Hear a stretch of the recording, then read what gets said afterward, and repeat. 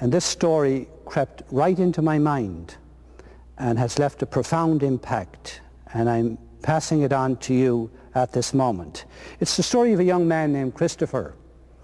The name Christopher means Christ-bearer.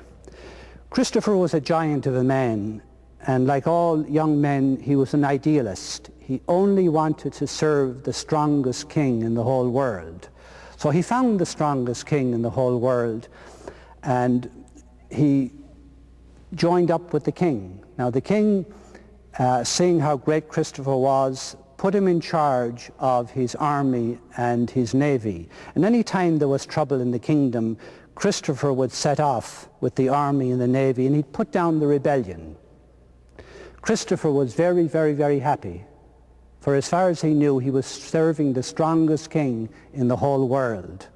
Until one day he came back from fighting the king's battle, and the king was no place to be found. He went through the castle shouting, "My lord the king, my lord the king, where are you, where are you?" He finally found the king hiding away in his bedroom, and he said to the king, "Who are you afraid of?" He said, "I'm afraid of the devil."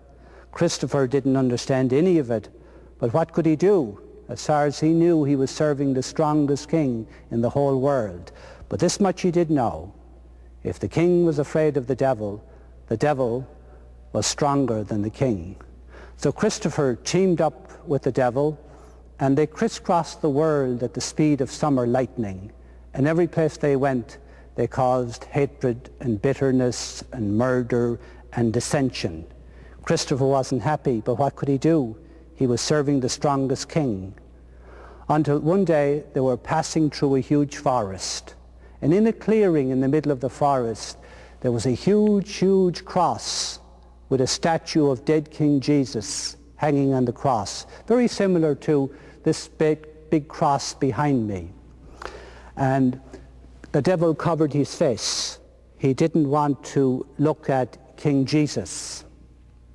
And Christopher said to the devil, "Who are you afraid of?" Well, the devil didn't answer, but kept covering his face, refusing to look at the cross. Being the father of lies, of course, he didn't tell Christopher that Jesus was risen from the dead and let loose upon the world. Christopher left the devil, went looking for King Jesus, searched every place without much success, until one day the legend goes that he came down to a mighty river, and seated by the mighty river was an old man. And the old man said he was a follower of King Jesus. And Christopher said, "I want to meet King Jesus."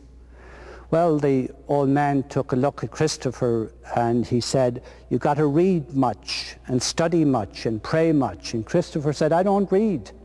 I don't study. I don't know how to pray."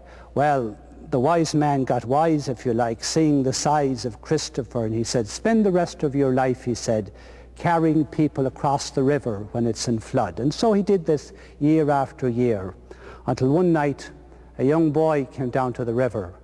Christopher put him on his shoulders, and as he carried him across the river, the boy got heavier and heavier and heavier, so that they were almost swept away.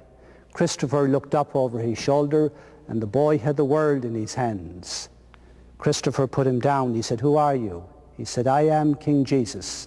And every time you carried somebody across the river, you carried me across the river." The legend of St. Christopher is the reason I'm a priest.